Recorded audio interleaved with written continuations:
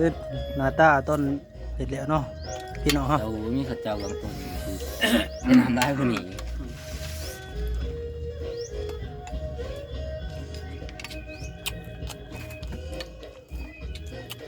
เด้อพี่น้องเด้อมองดิครับเป็นไงนี่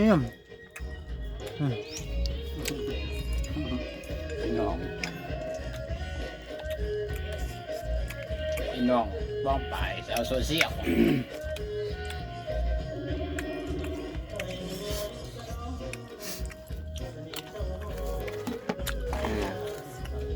ชีวิตหัวปักนี่เด้อพี่น้องเด้อ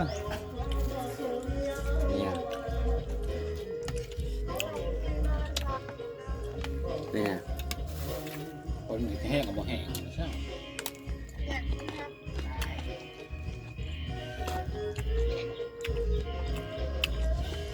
ห้ามเบื่อ